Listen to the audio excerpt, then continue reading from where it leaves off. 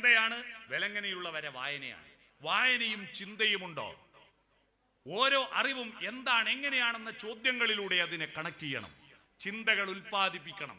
അത്തരത്തിൽ പരന്ന വായനയും ആഴത്തിലുള്ള ചിന്തയുമായിട്ട് പ്ലസ് ആവണം, കാലവും ദേശവുമായിട്ട് പ്ലസ് ആവണം. അത്തരത്തിൽ നമ്മുടെ കുട്ടി വളരണം. പ്ലസ് എന്ന് പറയുന്നത് മനുഷ്യന് മാത്രമുള്ളതാണ്, പക്ഷി മൃഗാദികൾക്ക് പ്ലസ് ഇല്ല. മനുഷ്യർ ഈ ഭൂമിയിൽ ഉണ്ടാകുന്നതിന് 10 ലക്ഷം വർഷം മുമ്പ് ആനകൾ ഈ ഭൂമിയിൽ ഉണ്ടായതിന്റെ തെളിവുണ്ട്.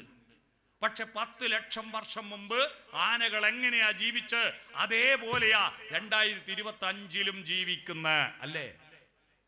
ഇവിടെ ചെട്ടിക്കുളങ്ങര ഭരണിയിൽ ആന എഴുന്നള്ളത്തുണ്ടാവില്ലേ?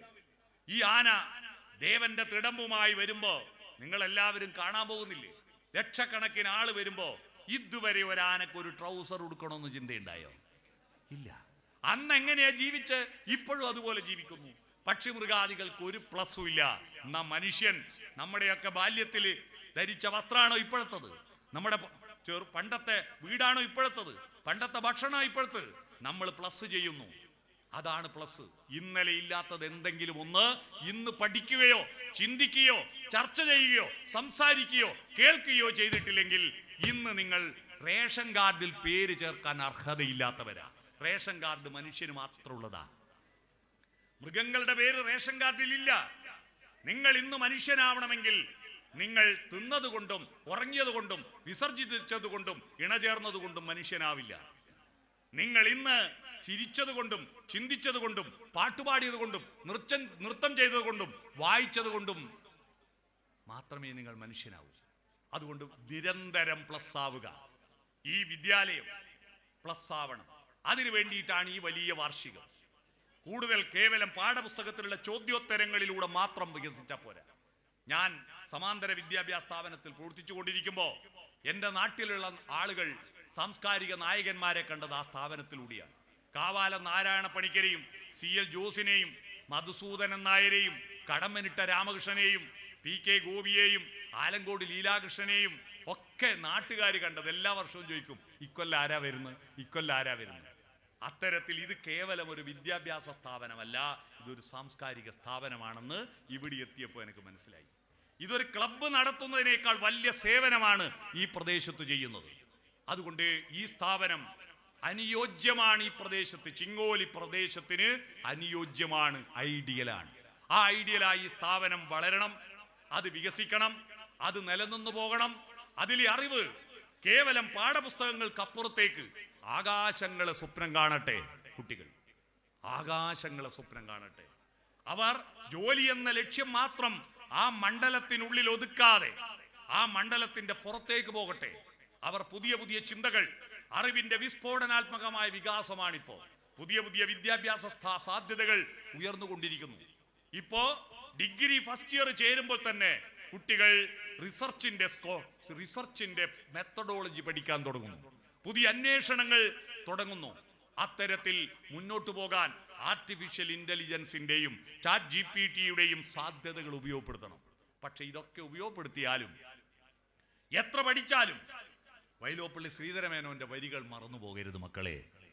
ഏത് ധൂസര സങ്കൽപ്പങ്ങളിൽ വളർന്നാലും, ഏത് യന്ത്രവൽകൃത ലോകങ്ങളിൽ പുലർന്നാലും, മനസ്സിലുണ്ടാവട്ടെ ഗ്രാമത്തിൻ വിശുദ്ധിയും മണവും മമതയും ഇത്തിരി കൊന്നപ്പൂവും.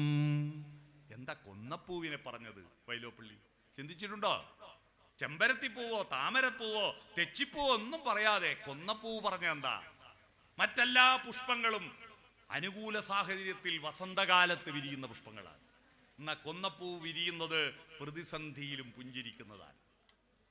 കത്തിജ്വലിച്ച വേനലിന്റെ ചൂടുകൊണ്ട് വറുത്ത മണ്ണിന്റെ അടിയിൽ എവിടെയെങ്കിലും ആർദ്രതയുടെ നനവുകൾ അന്വേഷിച്ച് വലിച്ചെടുത്തിട്ട് സ്വർണം ചാലിച്ച് പുഞ്ചിരിക്കാൻ കഴിയുന്ന കൊന്നപ്പൂവ് നമ്മുടെ ജീവിതത്തിൽ ഏറ്റവും നല്ല മോട്ടിവേറ്ററാണ്. ONV കുറുപ്പ് അതിനെക്കുറിച്ചൊരു പാട്ട് എഴുതിയിട്ടുണ്ട്. വേനൽ ചൂടിൽ ഉരുകിയ മണ്ണിൽ വേരിറങ്ങി കണിക്കൊന്ന പൂത്തു. പ്രതിസന്ധിയിലും പുഞ്ചിരിക്കാൻ കഴിയണം, നമുക്ക് അതിജീവിക്കാൻ കഴിയണം. നമ്മുടെ ബന്ധങ്ങൾ സോഫ്റ്റനാവണം. എങ്ങനെയാണ് സോഫ്റ്റനാവേണ്ടത്? എസ് എന്ന് പറഞ്ഞാൽ സ്മൈൽ, ടാക്സ് വേണ്ട. പുഞ്ചിരിക്കാൻ ടാക്സ് വേണ്ട, പുഞ്ചിരിക്കൂ നമ്മൾ. പുഞ്ചിരിക്കാൻ അറിയുന്ന ഒരേ ഒരു മൃഗം മനുഷ്യനാണ്. ഓപ്പൺ ഹേഡ്, ഹൃദയം തുറന്ന് വർത്തമാനം പറയണം. ഹൃദയ വിശാലത വേണം. ഫോർവേഡ് ലീൻ, മുന്നോട്ട് കുനിയണം. അഹന്ത വേണ്ട, ഒന്ന് മുന്നോട്ട് കുനിയണം. കുട്ടികളിലേക്ക് നമ്മൾ താഴണം, എന്നാലേ കുട്ടികൾ നമ്മളിലേക്ക് വരൂ. ടച്ച്, തൊടണം. ഹൃദയത്തിൽ തൊട്ട് സംസാരിക്കണം, ശരീരത്തിൽ തൊടണം. പ്രത്യേകിച്ച് കുട്ടികളെ കെട്ടിപ്പിടിക്കണം.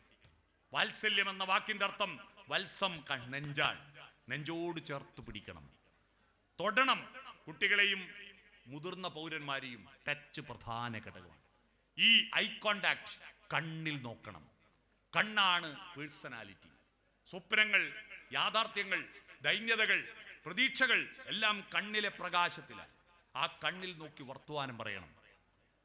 നോഡിങ് ജനാധിപത്യ ബോധമാണ്. നോഡിങ്, സമ്മതിക്കണം. സമ്മതിക്കണം. മക്കളാണെങ്കിലും ആരാണെങ്കിലും പറയുന്ന കാര്യം ശരിയാണെങ്കിൽ സമ്മതിച്ചു കൊടുക്കാൻ തല കുലുക്കണം. അതാണ് നോഡിങ്. അപ്പൊ smile, open head, forward lean, touch, eye contact, nodding. Soften your communication. നിങ്ങളുടെ കുടുംബം, നിങ്ങളുടെ ഗ്രാമം, നിങ്ങളുടെ അയൽപ്പക്ക ബന്ധങ്ങൾ, നിങ്ങളുടെ ക്ലബ്ബുകൾ, നിങ്ങളുടെ വായനശാലകൾ, നിങ്ങളുടെ പാർട്ടികൾ, നിങ്ങളുടെ പഞ്ചായത്ത് എല്ലാം സോഫ്റ്റനാവുക. ആ സോഫ്റ്റനായാൽ നമ്മുടെ കുട്ടികൾ കഠോര ഹൃദയന്മാരാവാതെ സോഫ്റ്റനാവും. ആ സോഫ്റ്റനായി നമ്മുടെ കുട്ടികൾ എന്തിനും പറ്റിയ, ലോകത്തിന്റെ നെറുകയിലെത്താൻ പറ്റിയ പ്രതിഭകളാണ് നമ്മുടെ കുട്ടികൾ.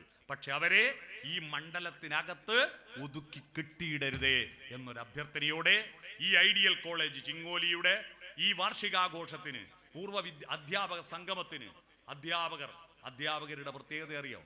വില്ലേജ് ഓഫീസർ പിരിഞ്ഞാൽ വില്ലേജ് ഓഫീസർ എന്ന് വിളിക്കൂല, പോലീസുകാരൻ പിരിഞ്ഞാൽ പിന്നെ പോലീസ് എന്ന് വിളിക്കൂല. പക്ഷെ അധ്യാപകർ ഒരിക്കലും പിരിയില്ല. ശമ്പളം നിന്നാലും പിരിഞ്ഞ മാഷെ, പിരിഞ്ഞ ടീച്ചർ എന്ന് വിളിക്കുവോ? മാഷെ, ടീച്ചർ എന്നേ വിളിക്കൂ, അല്ലേ? മരണം വരെ ഒരു മാഷ, മരണം വരെ ടീച്ചറാ. അതാണ് അധ്യാപക വൃത്തി. അവർ പ്രകാശഗോപുരമാണ്. ആ പ്രകാശഗോപുരങ്ങൾ വിളക്കുമരമേ, വിളക്കുമരമേ വെളിച്ചമുണ്ടോ എന്നന്വേഷിച്ച് ഈ സ്ഥാപനത്തിലെ അധ്യാപകരും നാട്ടുകാരും തമ്മിലുള്ള ഇപ്പോഴുള്ള ആർദ്രമായ ബന്ധമുണ്ടല്ലോ, ആ ബന്ധം തുടർന്നു പോയാൽ ഈ ഗ്രാമത്തിന് അതൊരു ഐശ്വര്യത്തിന്റെ അടിത്തറയായി മാറട്ടെ എന്ന് ആശംസിച്ചുകൊണ്ട് ഇതിന് ക്ഷണിച്ചതിന് ഇതിന്റെ സംഘാടകരോടും നൗഷാദ് സാറിനോടും എല്ലാവരോടും നന്ദി പറയുന്നു. എന്നെ ഇത്ര നേരം കേട്ടതിന് നിങ്ങളോടും നന്ദി പറഞ്ഞുകൊണ്ട് ഞാൻ എൻ്റെ ഭാഷണം ചുരുക്കുന്നു. നമസ്കാരം. ഹലോ, പ്രിയപ്പെട്ട